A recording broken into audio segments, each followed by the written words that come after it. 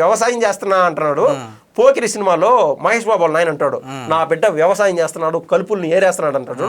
ఆ మాదిరి ఆయన ప్రశాంతంగా ఫామ్ హౌస్ లో కూర్చొన్నాడు, ఆర్థిక లావాదేవీలు కనబరుస్తున్నాడు. కానీ సజ్జల రామకృష్ణారెడ్డి అనే అతన్ని వైసీపీలో గాలికి ఊపలు పోయేట్టుగా చేసేశాడు.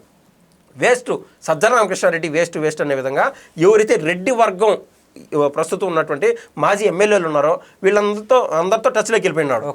చెప్పింది ఏంది, ఆయన వాళ్ళకి ఇచ్చినటువంటి కమిట్మెంటు, బీజేపీలోకి వెళ్తున్నాను, తదుపరి కాలంలో 30 సీట్లు కూడా మనం కూటమి పార్టీలో మనం ఉంటే బీజేపీ 30 సీట్లు దక్కించేట్టుగా నేను చక్రం తిప్పగలుగుతానని చెప్పి చాలా మంది విజయసాయిరెడ్డితో టచ్ లేకున్నారు. ఆ కాల్ రికార్డింగ్స్ ఉంటాయి, చెడ్డ మంచి అన్ని అందరినీ ఆయన గ్రిప్లో పెట్టుకున్నాడు. ఇప్పుడు పంటి కింద రాయి మాదిరి తయారైపోయినాడు జగన్మోహన్ రెడ్డి గారికి విజయసాయిరెడ్డి. కానీ ఇప్పటికీ మనం చూసాం, ఏదైతే కసిరెడ్డి రాజశేఖర రెడ్డి గారి వ్యవహారంలో కసిరెడ్డి రాజశేఖర రెడ్డి చేశాడని చెప్తున్నాడు, కర్తకర్మ క్రియ అని చెప్పి.